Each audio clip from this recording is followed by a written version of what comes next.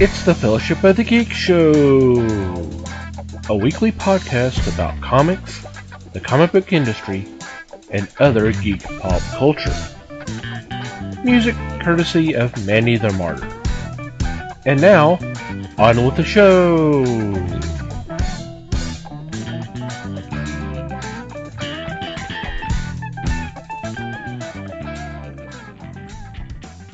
Hey everybody, it's the Fellowship of Geeks podcast. My name is Thomas Schick, and joining me for this episode is Mike Marlowe. Hey gang.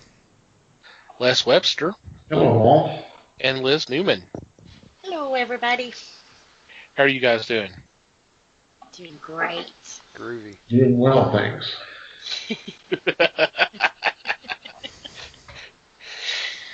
Now, audience, aren't you just convinced that we're just doing so super? Sounded better than freaking exhausted, so you know. Yeah. Hope you guys are doing well out there. So what's been going on in your corner of the galaxy? Alright, so hopefully this will be the last time I have to cheat. Because, well, if nothing else, I know I did a review for this week. But for last week, because I was one of the reasons we were out of pocket, I didn't write a review. So the two books I was looking at, actually is almost a cheat in and of itself. But anyway, the first one was one I had done as a pick a couple of weeks ago, which was Aliens Dust to Dust, #1. It was at least as good as I had hoped it would be. And I had high hopes. It is very dark and very creepy and lots of fun stuff going on in that book. The other one actually did get reviewed on our website. It was Jeepers Creepers #1, which I thought was just a really nice, it was just a nicely set up intro to that whole thing. I thought it worked really well, so it was one I was considering doing too. So I'm glad Tom reviewed it. Yeah, I liked it. I thought it was kind of interesting take. So it was a very horror movie like setup to a horror comic, I thought. There you go. And I think it just was laid out well. That part of the story, just kind of that first act where everything's kind of calm and you're just kind of learning stuff. I thought it was done well. And who wrote that again? Was that Cullen Bunn? It was almost certainly Cullen Bunn, wasn't it? Mm-hmm. Sorry, I didn't mean to put you on the spot, but that's okay. Yeah, no, I had it popped open earlier and then closed it. So. No, actually, this one was Mark Andreyko. Oh, was it? Yeah. Oh, that's right. You're thinking of, which one are you thinking of? I'm thinking of Subspecies. Yeah, right? Subspecies is the one that Cullen Bunn wrote. Yeah. This is right. Mark Andreyko. Alrighty. Next.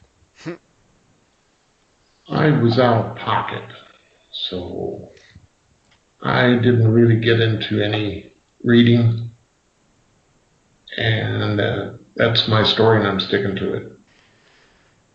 Yeah, I guess you can take a pass this time, I guess.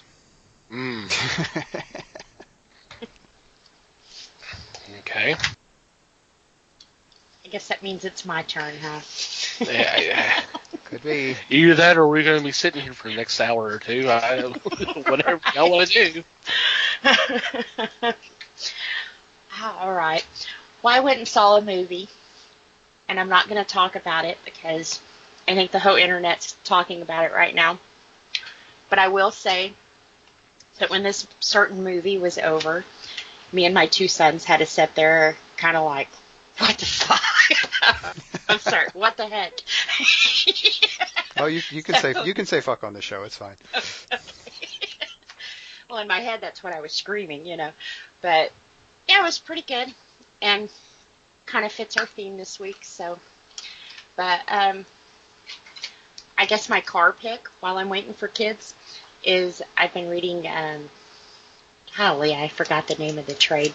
It's Rick and Morty, but it's kind of set on Pokemon. I think it's Pocket Like You Stole It. And that one's kind of been like you don't have to think too hard while you're reading it. So that one, I've had fun with that one. So Cool. Yeah, I haven't. Yep. Rick and Morty's a hot property these days. Yep. I Yeah. like it. But see, I liked it before everybody else jumped on the bandwagon, though, so. You were a country when country wasn't cool. Okay. Right, there you go. I must admit, too, that there are a lot of bandwagoners on that. So, Yep. And see, I don't know what happened there. They've been out for like years, and even the comic book has. And it's kind of like here in the last year, I guess with Pickle Rick, everybody jumped on board. It's kind of like, yeah, it's always been cool, guys. The theme song has always sounded like Doctor Who. So. They turn a character into a pickle, and then all of a sudden everybody's really interested. I'm not sure what to make of that. Me neither. All I know is that these crazy people got a Szechuan sauce for like a week at McDonald's. So, sometimes the bandwagoners aren't too bad. McDonald's is not where I would tend to go for Szechuan sauce anyway, but right. Whatever. And of course, the biggest thing when everybody got this sauce that he talks about all the time, it was like, it tastes bad, and it's like, duh. Don't you remember why McDonald's quit selling it in the first place? So, but now I've at least got one for my collection, so it's all good. I knew not to eat it. I live to move on. Right. did you get the pop? I do have quite a few Rick and Morty pops. I mean the Pickle Rick pop. Okay. Yeah, see, I got that one, and I told my husband I got it for him. So, but it's in my collection. So. I was gonna say he bought that line of BS. Well, and he was like, "Oh, that's nice, but don't buy me any more stuff like that." But of course, then brought tears to his eyes. Right. But then I had to buy him the Mad Max Rick, so. Yeah, buy him the Mad Max Rick, absolutely. Mm-hmm. He needed it. Right. Oh wow! Had to buy him one. Yes. Right. Well, it followed her home. It did. I couldn't turn it away. He said he tried to listen to our podcast, and somebody was talking about a princess turning into a tiger. Does anyone want to claim that? But he's like, I just realized you guys are kind of out of my league. So, I thought that was cute. We're out of his league, guys. I'm not sure that's a compliment, really, but. And yeah, that was from a book I was talking. It was coming from a comic I was talking about a few weeks ago. Okay. What's the name of that one? Crap, Yeah, blank. I looked through my comics and everything else, and I'm thinking a princess that turns into a tiger. And it's not He-Man. That was Isola #1 I was talking about.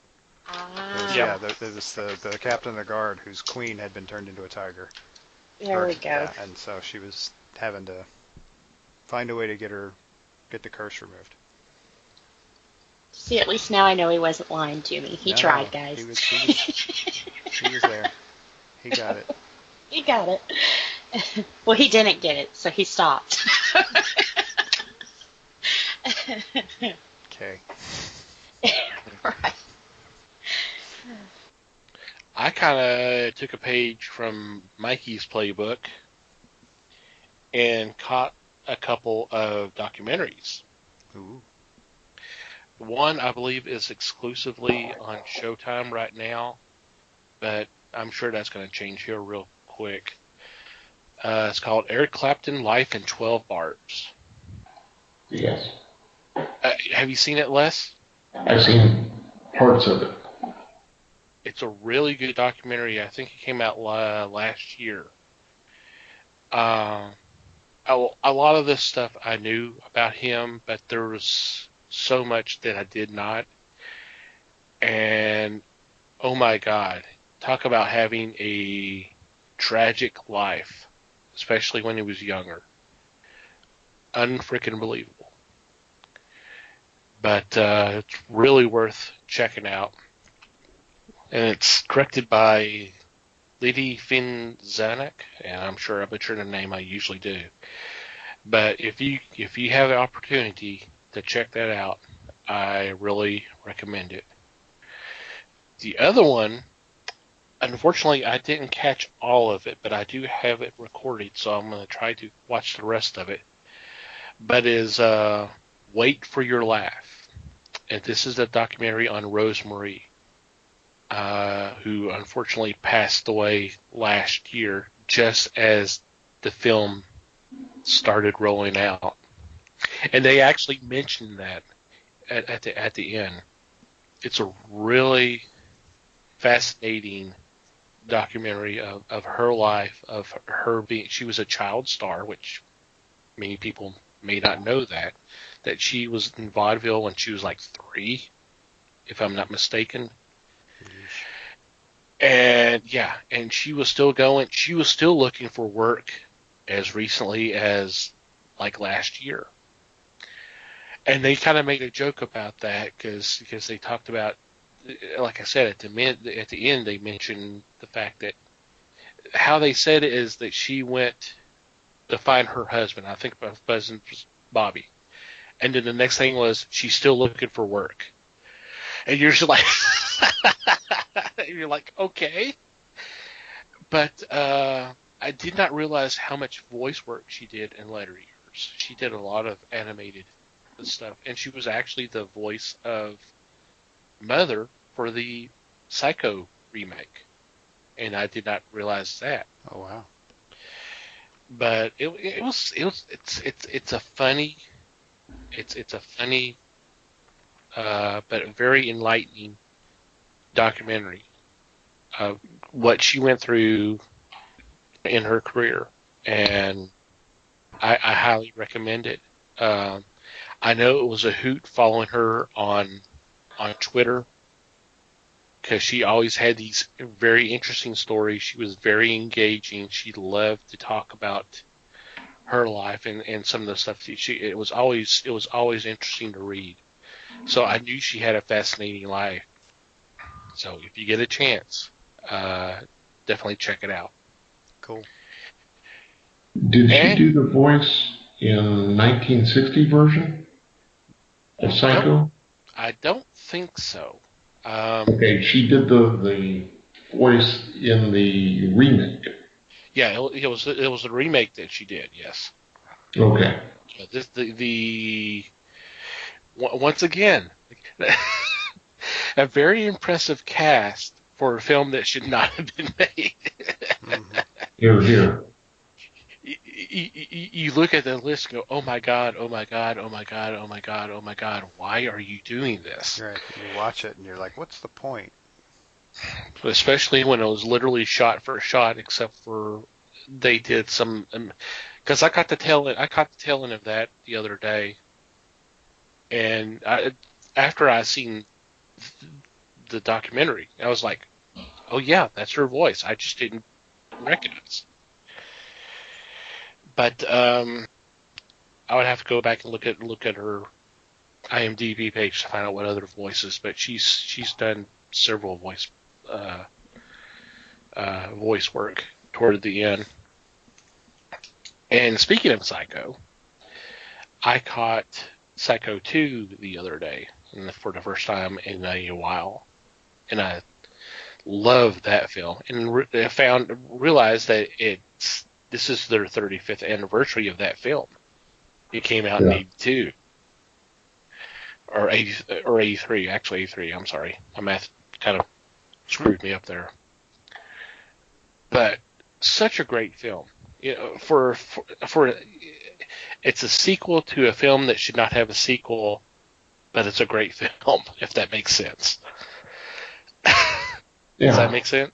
I remember liking it. At a time when a lot of, I guess you want to say, the offshoots of slasher films having a body count of a dozen or so, I sat there and counted. There were 4 murders in the film. which is actually twice as many as there was in the first Psycho. Right.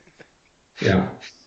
You don't have to have the body count to do a really good scary film, but hey, but that's a different type of film, so I understand. Yeah, don't at me. I understand. Some people want to see the gore and the kills and all that, and some want to just be really interesting, scary story. And Psycho 2 was a very interesting story. I thought the twists and turns in it were well done. All right, let's go ahead and before we get to this week's topic, want to take a couple moments to thank our fine sponsor, Things from Another World. Currently, they are running a free shipping on orders of $40 or more of in-stock comics and graphic novels. And this is in addition to their evergreen deals of 40% off comics, tattoos, toys, and merchandise, 30% off select pre-order manga, and 50% off Nick and Dent comics. Now, for more details of how you can qualify for the free shipping, what you can do is go to our website, www.thefellowshipofthegeeks.net, and click on the Sponsors tab. And there we'll have all the information of how you can get the free shipping. And this is not just for domestic orders. I believe this is for all orders, so even international. But you can go to our website and find out for clarification. We'll also have links there that you can click on, and I'll take you to their website and let them know that we sent you their way. So thank you, Things from Another World, for being a sponsor of the Fellowship. It's much appreciated. All right. For this week, we are going back to the subject matter of movies. As someone might have mentioned, there was a certain movie that just came out here real recently that's still the talk of the internet. And is the latest in a line of this 19th, I believe this is 19th film. Basically, I'm talking about Marvel's Studios celebrating 10 years of films, which to me is kind of hard to believe. It just seems like it started up yesterday, especially as many as they turned out. It seems like it was just a week yesterday. But I figured we would take some time to kind of reflect, kind of celebrate the anniversary, and kind of reflect on where we've come from in terms of the films, and talk a little bit maybe about what we'd like to see come down the road or whatever. Just kind of just a little bit of a retrospect, I guess. So who would like to go first? I elect Liz. I was trying to find my list again. But I think it kicked off with Iron Man, right? Yes, Iron Man is the first film. Yeah. And I liked the ideal of who they got for Iron Man just because I grew up in the John Hughes days. And I watched a lot of, I guess, Robert Downey Jr.'s downfalls. And so for me to be able to see him come back from that was, I was very excited to see Iron Man. Kind of crazy, though, because I'm not a big Marvel fan. But so far, I've liked the movies that they've done. I think I've mentioned it before that I don't know if I can enjoy the movies because I don't know a lot of the comic backstory. To whereas, with DC, it's kind of like, oh, that's not canon, and they messed that up. So I guess I enjoy the Marvel movies more. I'm still trying to catch up with some of the newer ones. But I think they've done a really good job in the last 10 years of laying the story out for us to where we got invested into our characters with all the individual stories they gave to us. And even with the Avengers, when they got them all together and everything else. And in this last one, I can definitely say that the story that they led up to definitely delivered that punch. So if it takes 10 years to actually get you excited like that about a movie, then I think all of them should be doing this. you know. Yeah, like I said, I guess out of the new ones, I haven't seen Black Panther yet, and I haven't seen Spider-Man yet. But saying that, you can kind of miss out on some of the little side stories and still keep up with the big story. It didn't play too much into that, so they do a good job on that too.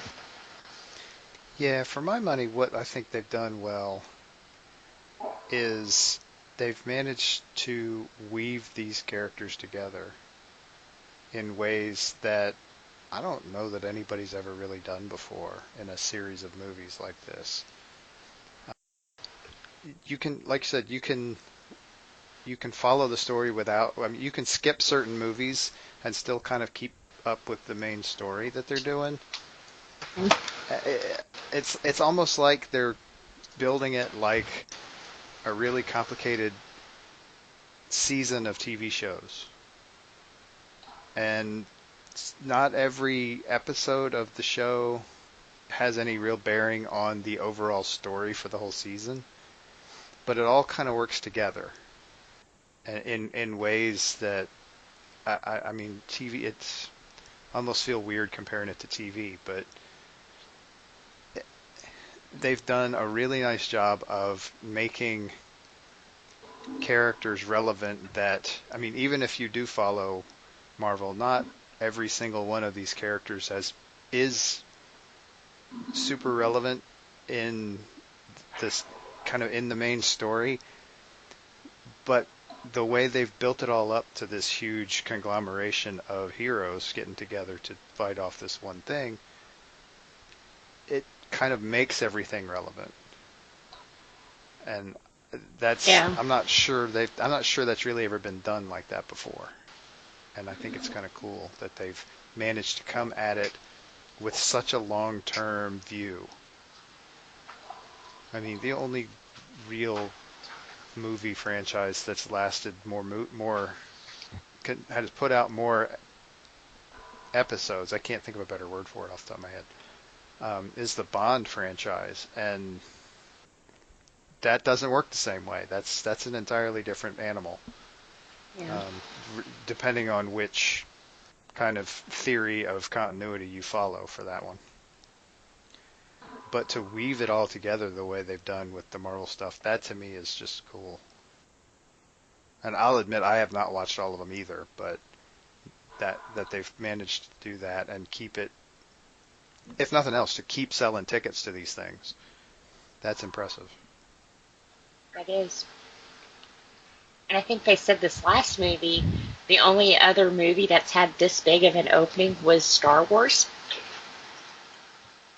Oh, it's even surpassed Star Wars. Has it now? Yeah, because Lucasfilm did a kind of a thank you, kind of old school thank you to Marvel because they surpassed them. Wow. Like back in the old days when Jaws surpassed Star Wars surpassed Jaws. Steven Spielberg sent a kind of a thank you, and there was a little kind of illustration that involved both the Jaws and Star Wars. And just earlier this week, Lucasfilm did the same thing for Marvel, and it was you see a hand holding out a lightsaber, and you see Iron Man's hand out about to take the lightsaber. As Aww. kind of, so it's kind of, it's kind of a congratulations. Cool image. It's a very cool image. Yeah. Huh. I'll have to look that up. So, and Mikey, I agree. The overall, the continuity and the overall kind of reach has been very impressive. I mean, you don't. This takes a lot of planning to do this, and to make it work, and it has. I don't think we've seen anything like that. I mean, the only thing would be comparable would be TV, and even then, it is successful, but there's a lot of times it's not. Right. Even with TV, it's not the same story. Right. You think of like Supernatural, who's been on the air for 14 years now, and it's all different. It's not like they're telling just one story the way that Marvel has, though. Well, even then, it's not really, as some people complain about being superhero films. If you actually go back and kind of look at them, they're really not. I mean, just take, for example, the Captain America franchise. The first one was a war film. The second one was kind of a spy espionage film. And then the third one was pretty much just beat the hell out of each other. Yeah. The Thor films have been high fantasy with a little sci-fi into them, and of course you got the Guardians, which is sci-fi, but a lot of comedic aspects. It's kind of interesting how they, it's a little different to where they're not the same, and that's pretty smart and amazing too. I agree with Mike as how it was handled. I want to take this opportunity to apologize to Liz for throwing her under the bus, but I knew since she had seen the latest one, she could give us a little more insight. Yeah, no problem. But in other words, you'll get yours, buddy. Oh yeah, I know the bus comes this way too. A round trip bus. And a woman driver at the wheel. Oh my God. Wow. But the way Marvel handled it was pretty spectacular. They disregarded the very early things, the Hulk movies and things like that, which was a great idea. Let's get away from that stuff. Clean slate. Yes. The things that they pulled in, on my flight, I did see Guardians 2 and loved it, and it served its purpose. And yet they were able to tie 1 and 2 into the Thanos mythos. They were strong with several of their movies. They brought in characters that were so obscure. Even Guardians is obscure to people. Yeah. You ask a moviegoer who they know, and they may know Spider-Man, they may know Captain America. But until Iron Man, they didn't really understand that character until he was introduced. Later, you have Ant-Man. You had Black Panther. Sorry to say, not all that many people knew who Black Panther was, and he first appeared in, Fantastic Four? Back in the late 60s, early 70s. But he was kind of an obscure character. They were able to take these obscures and form them into a solid movie. Each had their own stories. Like I said, Hulk had earlier movies, but he was in the Avengers. Spider-Man had his own movies, but he ended up being in the Avengers movie. Thor was maybe not all that well known before this. Yeah. But he came on and gave, two really strong movies. I'm disregarding Ragnarok. So the story throughout these films was pretty solid.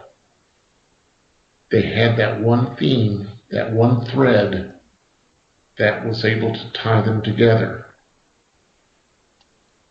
And Marvel planned it that way. I thought that was really good. I wish DC had done something similar.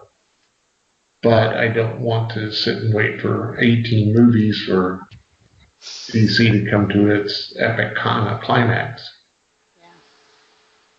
Yeah.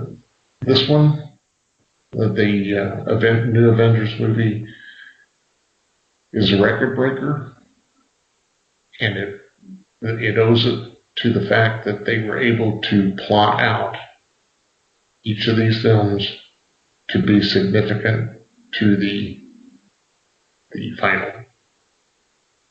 And I commend them for it. Now, you had mentioned Ragnarok.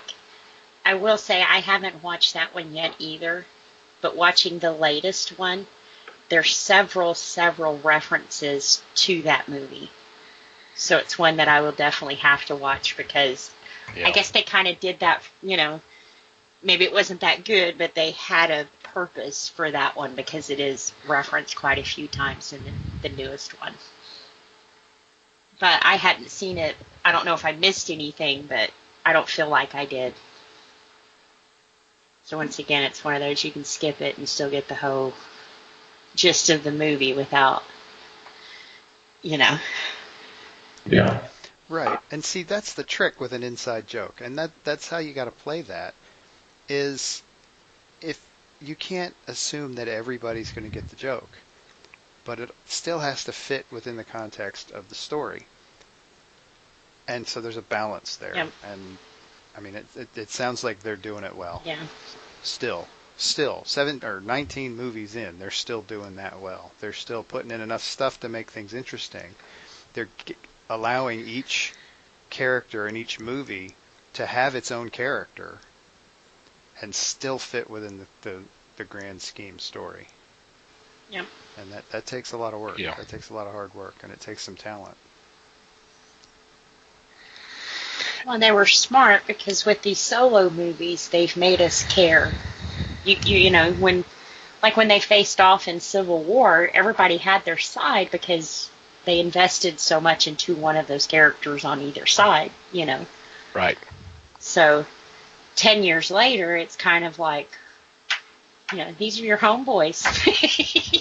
You don't want to see anything bad happen to them. And, they did a really good job on that, for sure.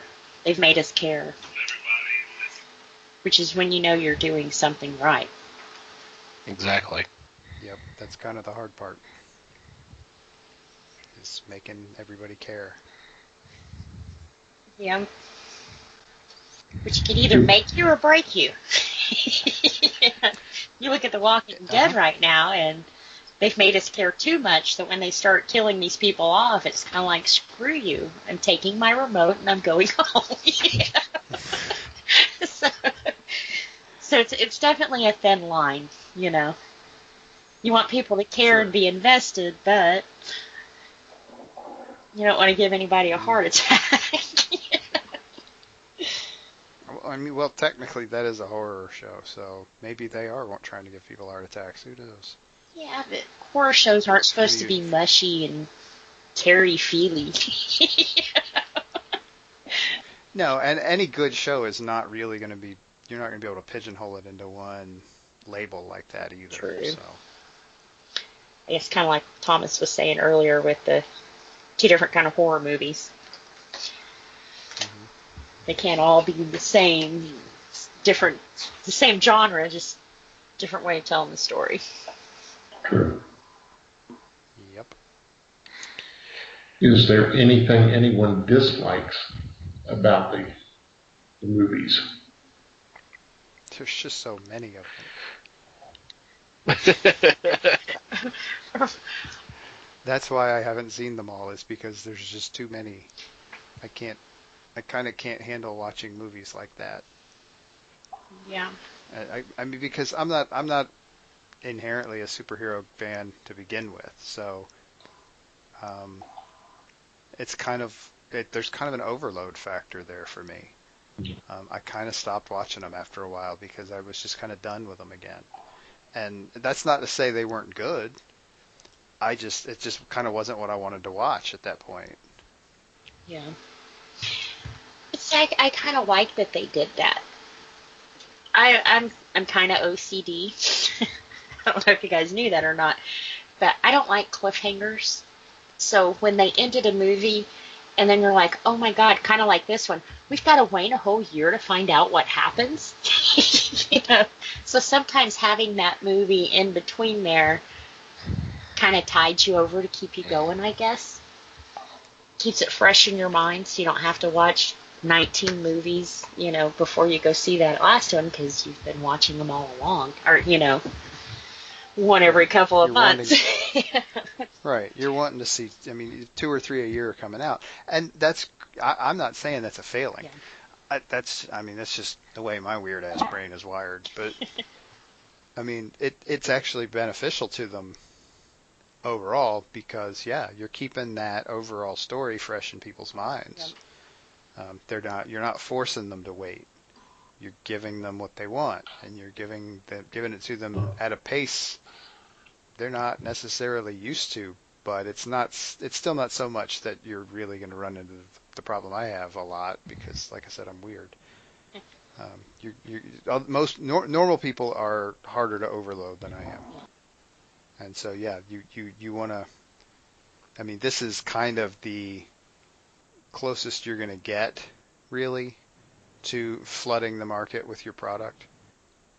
And it's working awesome. It's working wonderfully for them.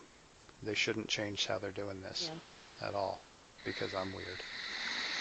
Well, they found a good formula.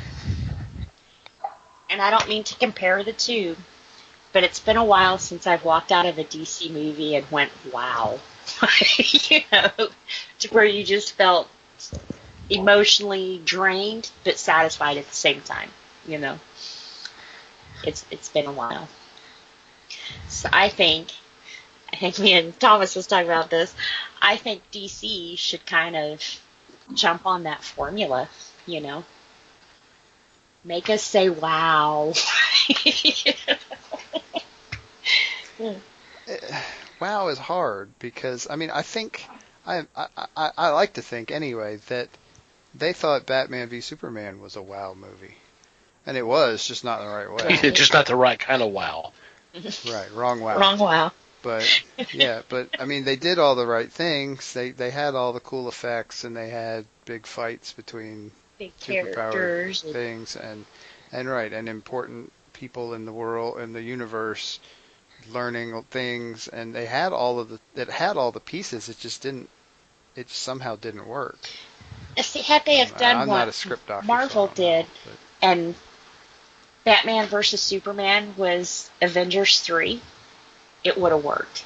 You know, if they would have gave us these characters to kind of build us up to it and then gave us that big kaboom, then that would have worked for them. But they tried to give us that big kaboom all in one film.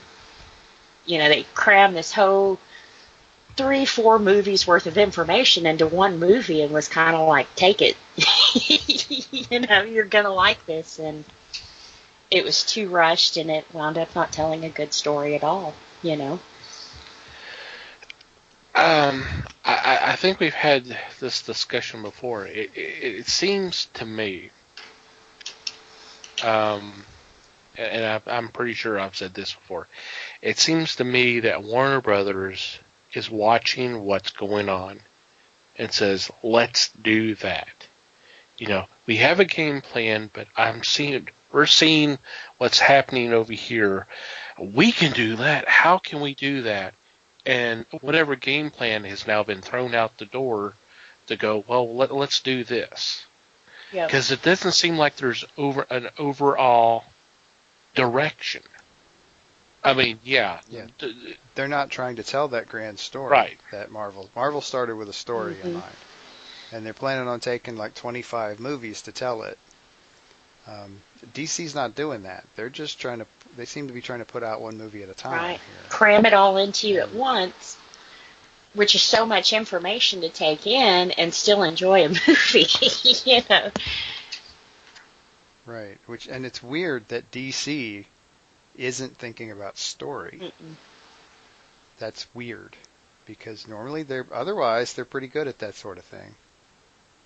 I mean, they're certainly not any better or worse than Marvel at it. I mean, those two companies wouldn't have shared a fairly equal share of the comic book industry without being good at story somehow. I mean, that's just crazy.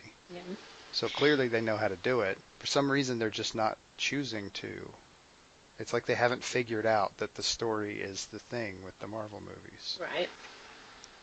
And they told a good story, which some of it I think Les has mentioned before. It's almost like it's lifted off the pages.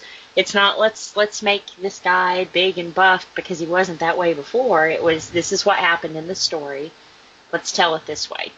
DC, they kind of want to Frankenstein a story. They want to grab from 6 different ones and put it all together and have Michael Bay throw in a couple of explosions and it's a story.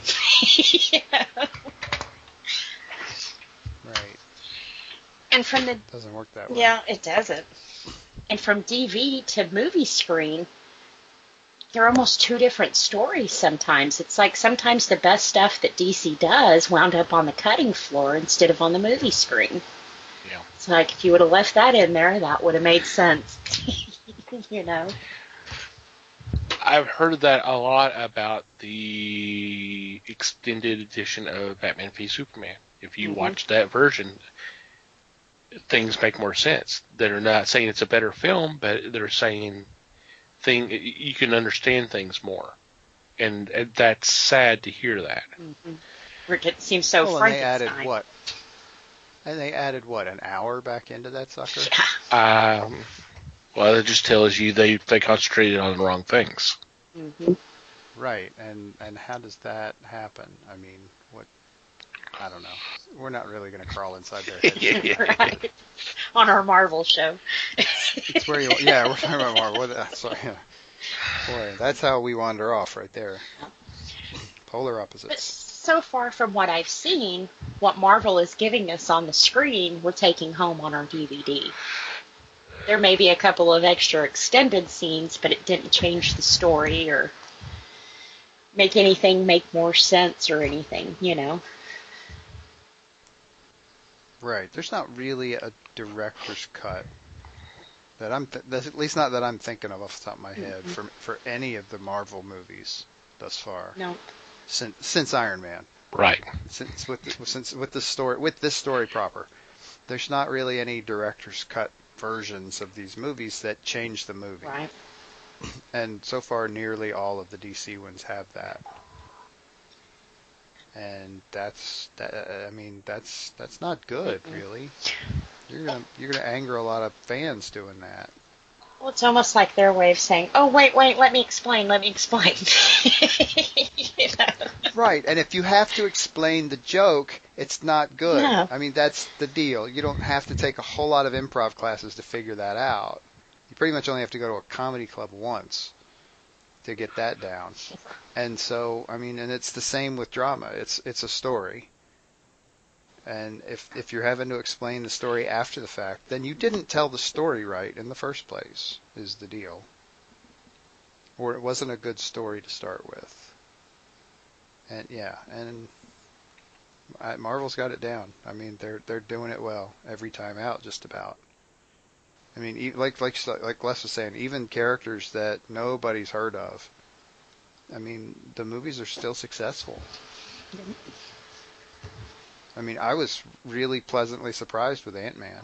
That's one of the ones I have seen. Yeah. And I didn't know the first thing about. I knew he was an Avenger somewhere along the line. I was pretty sure. Hey, I didn't know anything else about him. hey, who hadn't been an Avenger? So. Well, pretty much. Not anybody that Marvel Studios has the rights to, anyway. But yeah, I mean, and the movie was good. The movie was funny, and there was a kind of a dramatic element to it, and it worked. And that's what they're doing. And it kind of, like I said, it had its own character. It was its own thing, but it still fit within the grand scheme. See, Go I ahead. don't remember Ant-Man in the new one. He's not. Okay. That's supposed to be explained in the upcoming Ant-Man movie. Yeah, Ant-Man and the Wasp. Yeah. They've got their own story going on, which, what you want to bet, rolls into the big story somewhere along the line. Avengers Not 4. today. Yeah, in next year's. be. Yeah. I want to take a couple of moments to, we talked about the overall story and in the look and the feel and all that of the films as overall and as an individual. I do want to take some time to give some props to the actors and then the casting, because some of the choices I thought were spot on, and then some I really questioned. And then you see the film, and it's like, oh, that's it. It works.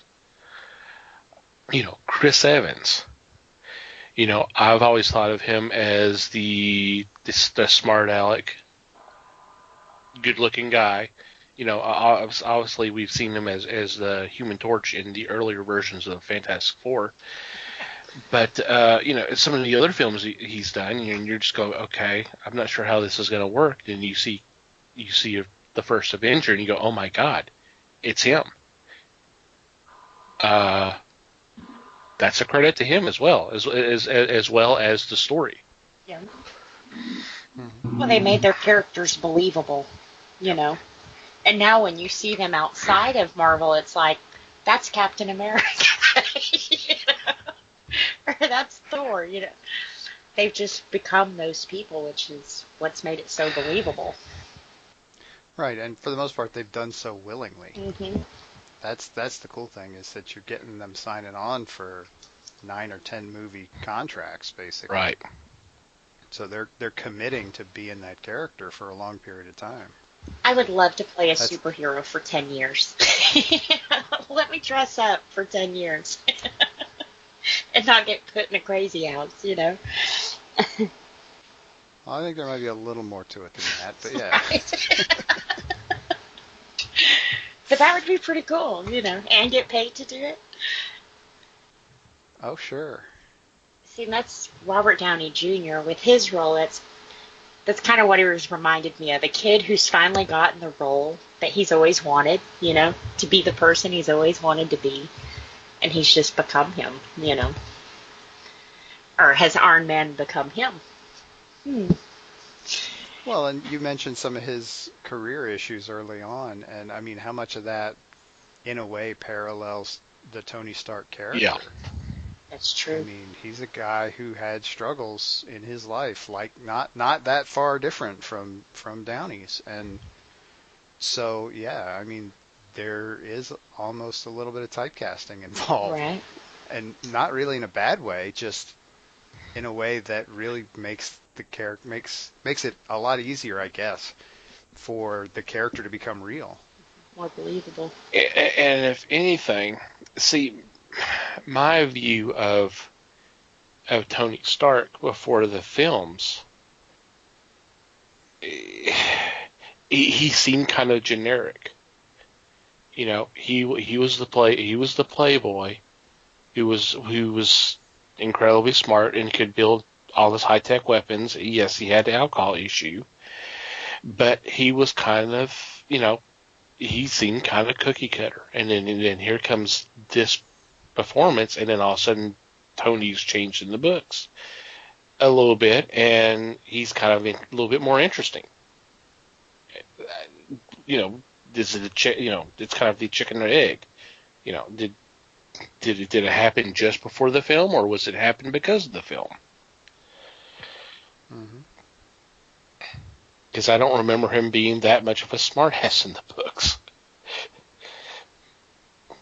But hey, not saying I didn't enjoy it. I thought it was funny. Yeah, Downey was perfect. He was. Yeah, no argument here. He definitely brought a life to the character. Yeah. I mean, because I'll admit, I was not that familiar with Iron Man at all before. I mean, I knew who he was. I had read hardly any of the Iron Man books, and just wasn't that familiar with him. And man, Downey popped. I mean, it was what he did with the character made him a leading character. I mean, whether he did it, where the plan for that came from, who knows? I certainly don't. But he took control of the franchise right off the bat. Yeah. And added a certain flavor to it, and they've managed to maintain that, and they've managed to bring in other characters with their own flavor. And like you said, Captain America comes in, and he's the Boy Scout, and that's okay, because we're going to play with that Boy Scout idea over the course of 2 or 3 movies, and we're going to stick the Boy Scout in situations where he's not comfortable, because, I mean, let's be realistic, Cap is a fish out of water most of the time. That's one of the bases for the character.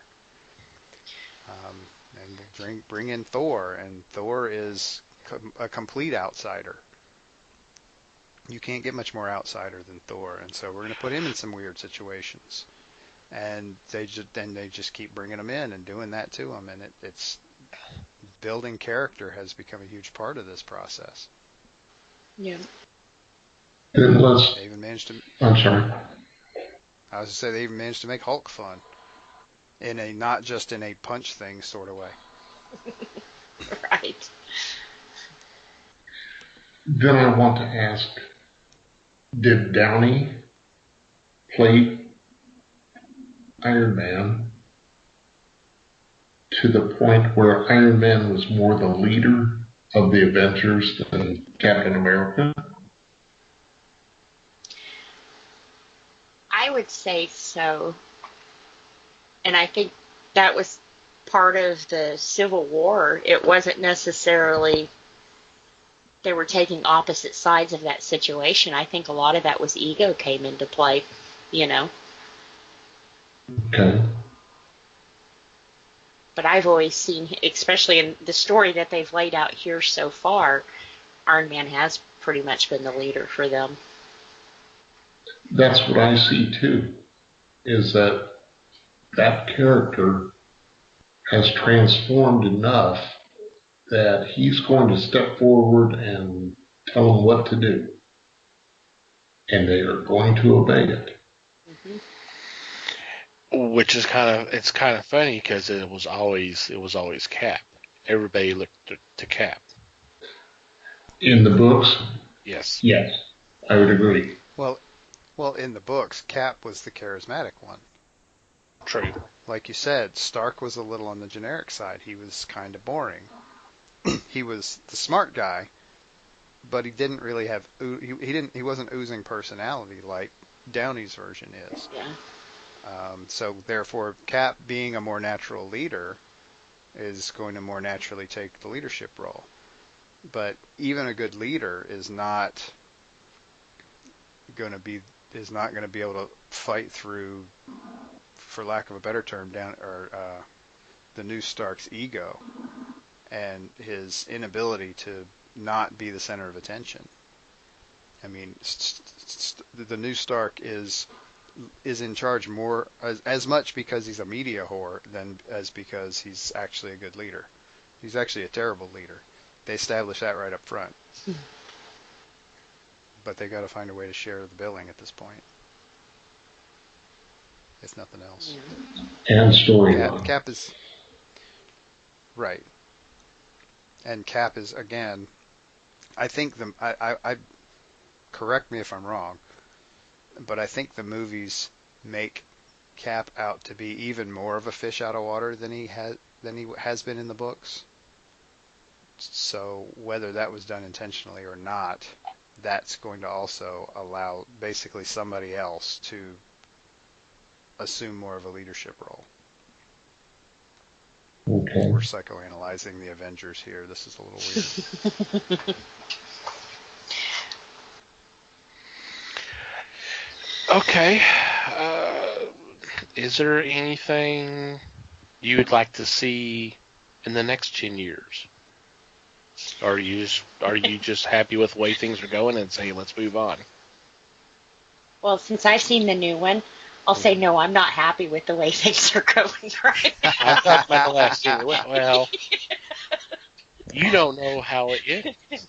Right. I don't. So I'm looking forward to that in the next 10 years. I hope we find that out in the next 10 years. But you'll find out a little bit more next year. So, oh, I suspect that story will have to end.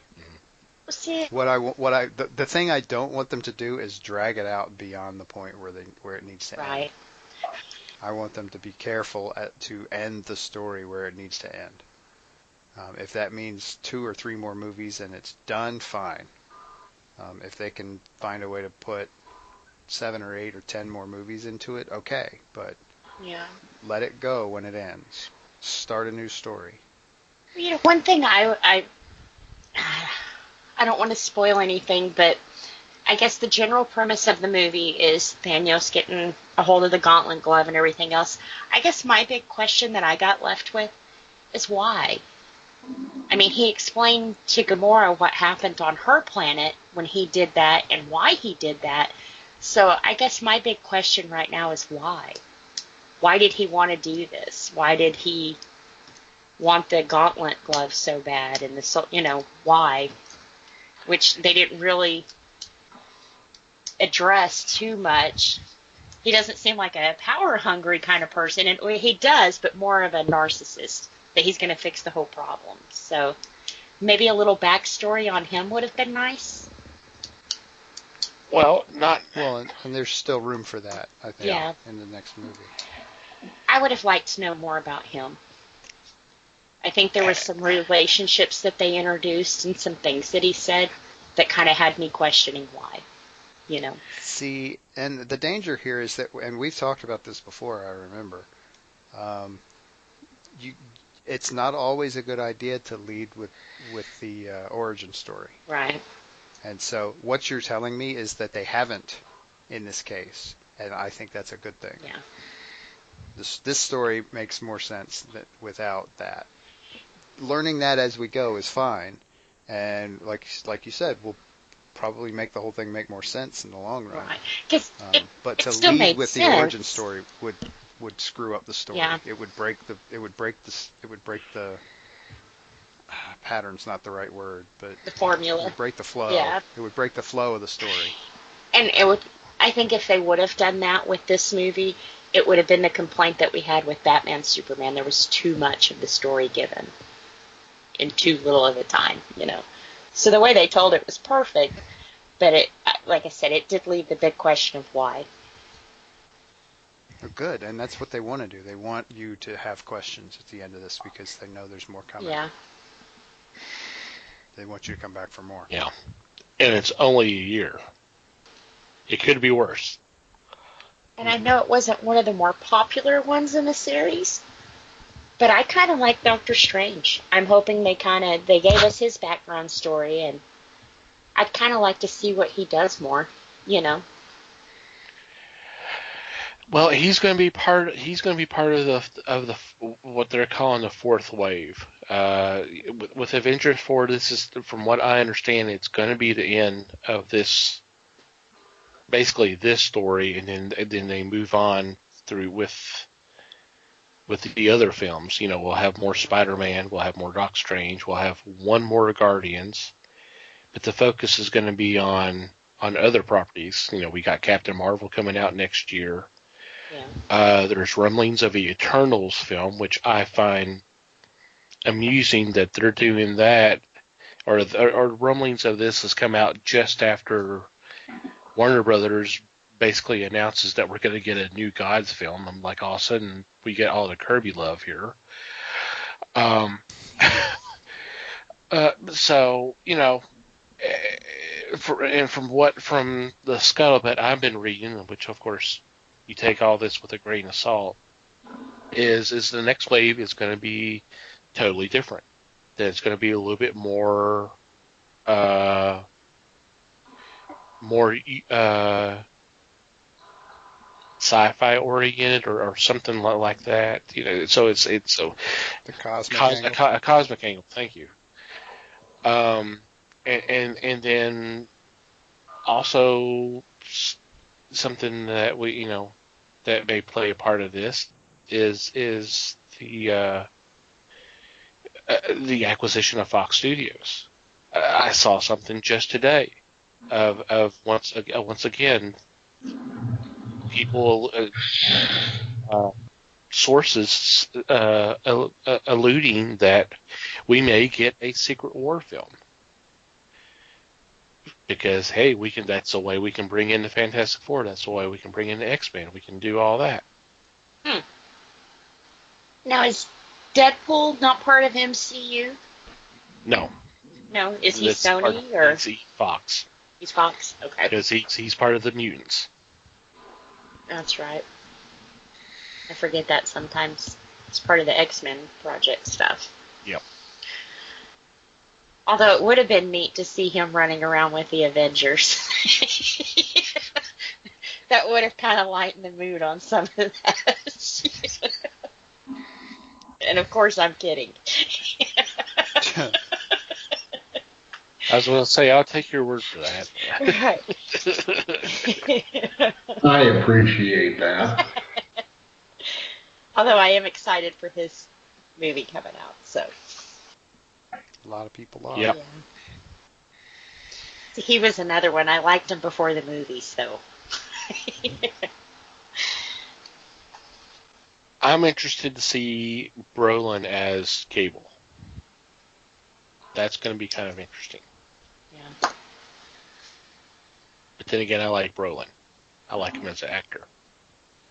He's done some pretty good roles. I liked him as Jonah Hex. I thought that was the only good thing about that film. I have not watched Men in Black 3, but from what I've seen, he does a perfect Tommy Lee Jones. He did a pretty good impression of Tommy Lee Jones, no doubt about it. So Not my favorite movie of that series, but he did a pretty good job in it. yeah, I hadn't seen it because I still have nightmares from time to time of the second one. So 2 was bad. 2 was horrible. 3 was probably better than 2, but I had problems with 3. Sounds like you're damning it with faint praise. Kinda. So, any final thoughts before we wrap things up and go to? I thought what was probably the pinnacle of Brolin's career was his role in Pee-wee's Big Adventure. Okay. Wow. Throwback. Not Goonies? Oh, that might have been his dad in Pee-wee's Big Adventure, huh? Damn, I didn't even think of that. That's been so long. Here I am trying to be a smartass. Oh yes, this is pop. I think it just backfired on me. Wrong Brolin. Damn. Oh well. That's okay. Give you A for effort. The wow stays in place. So, any final thoughts before we take a break? No. Just happy 10 years.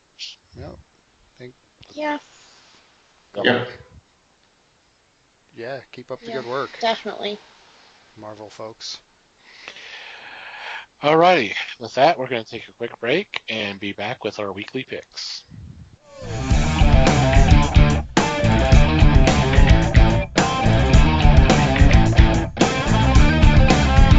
And we're back. It is time for our weekly picks, and leading off is Mike. Yeah, I'm leading off this week.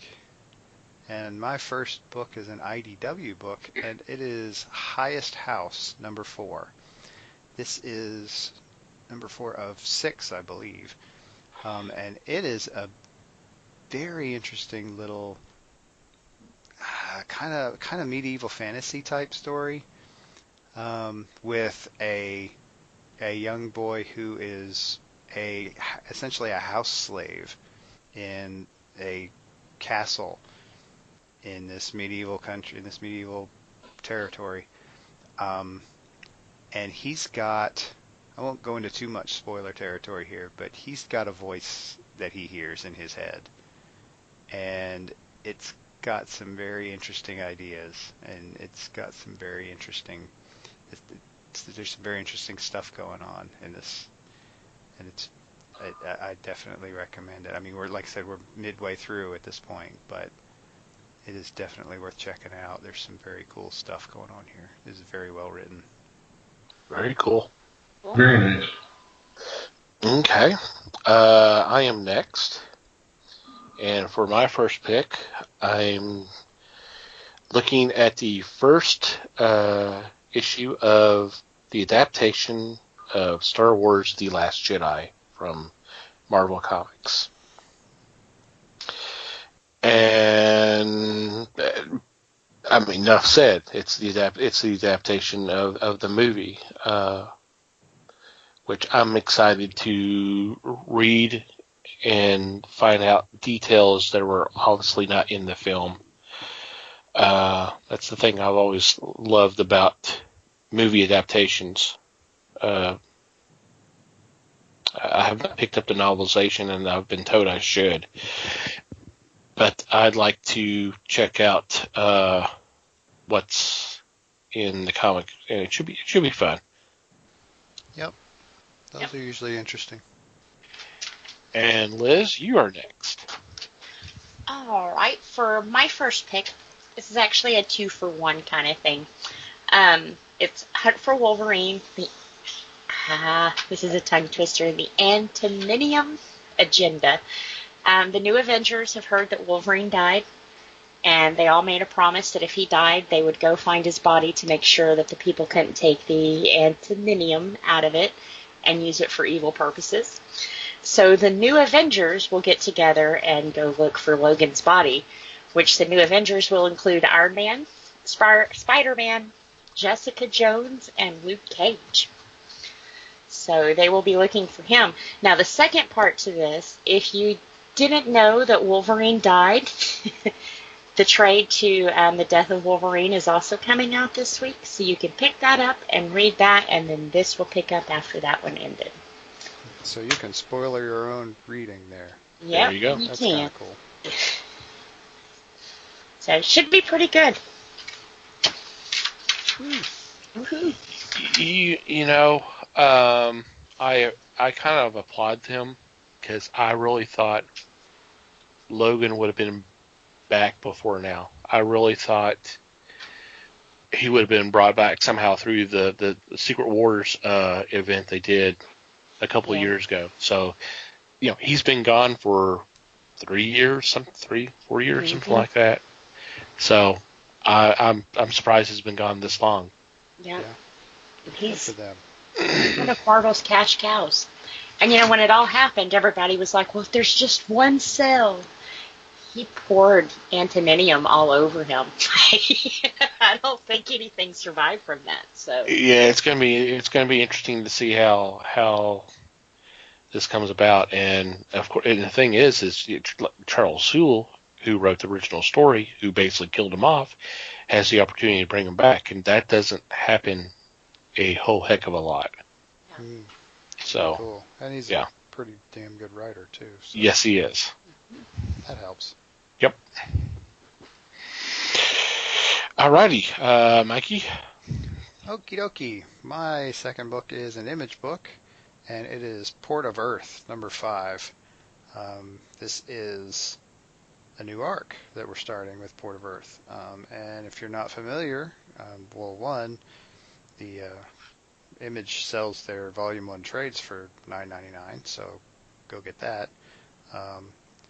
But essentially what happened in that was, and I'm not going to get into too much here, but aliens essentially established a gas station on Earth and built a port around it, and then basically told humans to run it, but don't actually come into contact with the aliens if you can help it.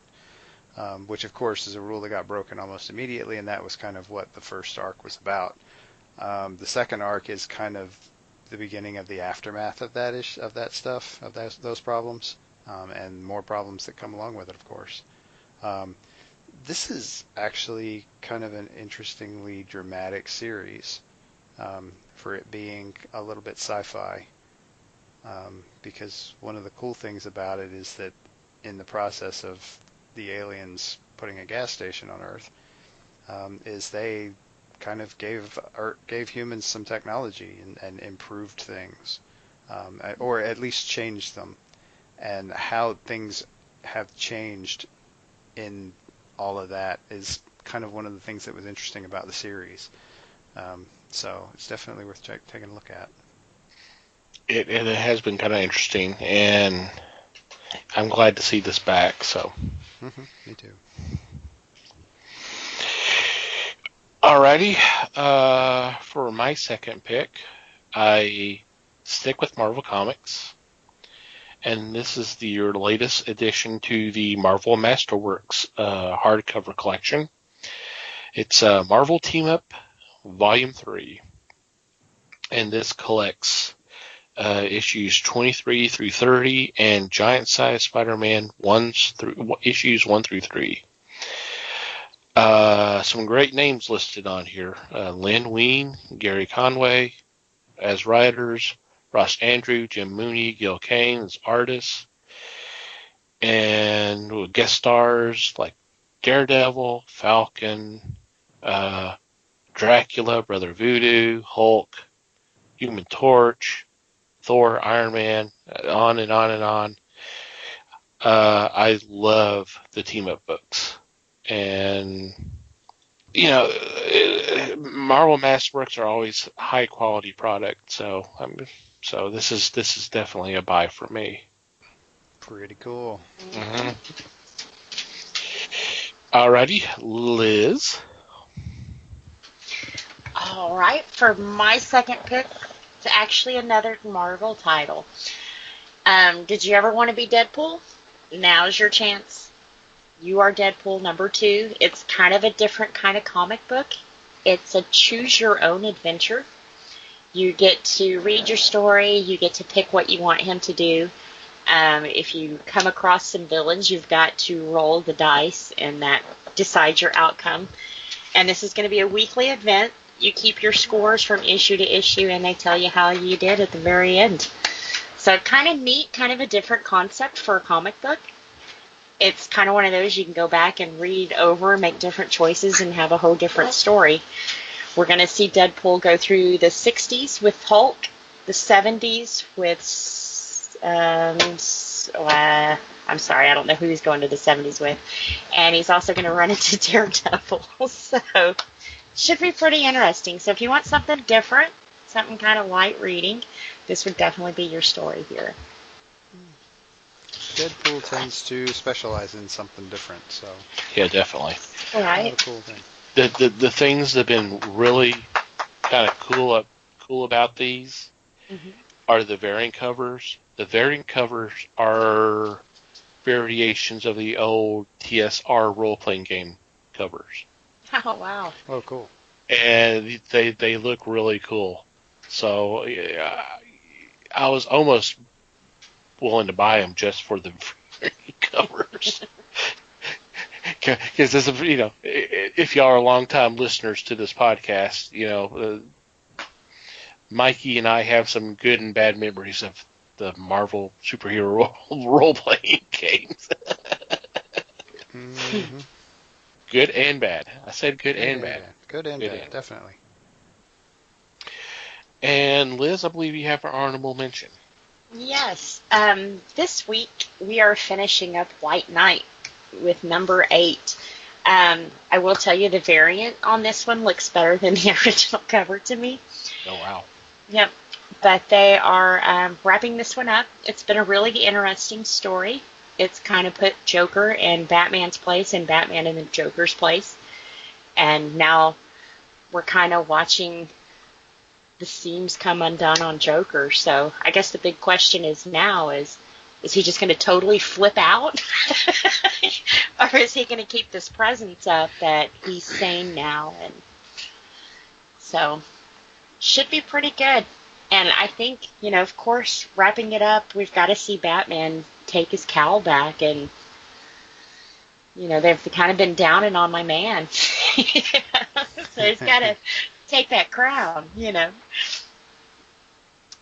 Which I think people will finally realize what he's been saying through the past 7 issues are, I can't believe y'all are stupid and falling for this. So we'll see if he's right or wrong. Yeah, we'll see who the stupid one is now. Right. But this one, when it first came out, even with the first issue, it was kind of like, wow, this is a Batman story that we've all been wondering about, that we've all wanted. And, Murphy finally gave it to us, It's like, you want to see Batman bad? Here it is. So, yeah, yep. Be careful what you wish for, that sort of thing. Right. And when this was first solicited, wasn't it only supposed to be 6 issues? And they extended it out to 8? No, I think it's always been meant to be 8. Meant to be 8? Okay. And he's open to do more of these if DC, says okay. And the way this has been selling, I mean, all the books have had at least a second printing. Yeah. I know there's been some third printings. I don't know if it's gone to 4th, but still, he said he's open to do it. He would like to do more of the universe. Yeah. So, as I say, with this particular story, I don't know how they could continue it anymore. Right, but just the whole universe in general. Yeah. But see, that would be nice, because he's kind of flipped everything. Anything you thought you knew about Batman has now been used against him, Yeah. So it's pretty cool. Most people won't do that to Batman. I think there's some that would be willing to do it. It's just, but the fact that DC allowed Sean Gordon Murphy to do it is also commendable. And he didn't really make Batman a bad person, so he didn't change who Batman was. He just changed the perception that everyone had of Batman, which was kind of, I said it was pretty good. Like I said, I have to admit I cheered when Harley came in and kicked other Harley out, because it was like, yes, that's the bimbo I've been hating in these books. Yeah, that was nice. We've all wanted to do it. Yep, so this one's ending. I'm sure they'll start soliciting the trade for it pretty quick, because like you said, it was a pretty big seller, so. Yeah. Cool. Were you going to say something, Mikey? I'm sorry. No, I said Okay. cool. Okay. As y'all notice, we are short one person due to technical difficulties. We lost Les, but we'll have his picks on the show notes. Yeah, Les's computer has decided that we record for too long, and so it's gotten into the habit of just shutting him off at some point, which I don't know. Maybe the missus has set it up so that it turns him off, so that he makes him go to bed at a reasonable hour or something. I don't know.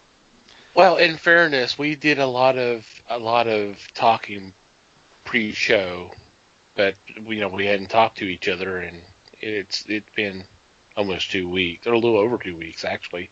So that may have played a part too if we'd started recording earlier. But oh well, Right. He'll be back with us next week. Yep. All right, any special mentions this week or shout outs? It's like I always forget this is coming until it happens, and I don't ever think about it beforehand. But yeah, nothing's springing to mind on me. Yeah. No. Well, you start making yourself some post-it notes and just say, "Hey, remember this." Seriously, I do. You'd think I'd be used to this by now. 111 episodes. It's late. I understand. Yeah. Alrighty. We're talking about my issues. Comics and otherwise. But anyway. Yeah. Okay, well, let's start with, let's move on to our regular shout-outs. First off to Mandy the Martyr for supplying the music for our podcast. Definitely you should go check out their music. We'll have a link in our show notes. The fine group of podcasters on Twitter, known as Potter and Family, for spreading the word of the fellowship, retweeting and liking our posts. So we appreciate it very much. You guys get a chance, you need to go over there, the Twitter, and just do a search, hashtag Potter and Family, as one word. And definitely check out some of their shows. There's some really cool stuff out there, and there's some very entertaining podcasts. Definitely, you should check them out. And finally, you, dear listener, thank you for downloading and listening to today's episode, and we appreciate your support in the past as well. We highly value your input. If you have a comment, question, suggestion, criticism, whatever, we would be happy to hear them. And there are several ways you can do that. Email at thefellowshipofthegeeks.net would be the quickest way, or you can just go to our website and click on the About Us tab, and there's a contact form which you can fill out. You can contact us through our social media, and while you're at it, follow us if you would like. We are on Facebook, The Fellowship of the Geeks, and obviously we are on Twitter at Fellowship Geeks. And if you want to, you can follow our personal accounts on Twitter. Mike is at Mikey Geek, Liz is at Newman_L, and I'm at Tom TC Geek. And wherever you download or listen to our podcast, whether it's through iTunes, Google Play, Stitcher, YouTube, iHeartRadio, or Spotify, if you take just a few seconds and rate our show, or if you have a few minutes, a review would be awesome. It would be greatly appreciated. Did I miss anything? I think you got it all. Yeah. All right. Anything before we say goodbye? Just thanks, everybody. Thank you, everybody. And on behalf of Les, I thank you as well. Apologize again for the missing the 1 week, but it could not be helped. But things will be better. Until next time, read more comics and support your local stores.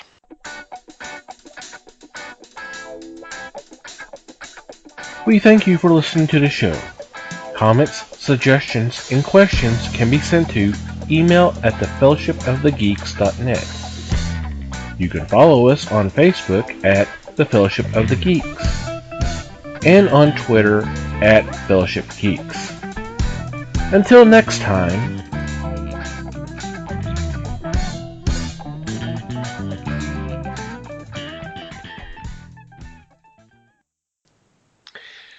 Three, 2, 1. Oh, I guess I need to ask, are we recording? We are recording, yes. We have been Right. for a good 45 minutes now. Okay. Hey, just want to make sure. Oh, good. This needs to go in to the feed tonight, then. Let's see if I can find a way to squeeze it in somehow. There you go. 3, 2, 1. Hey, everybody.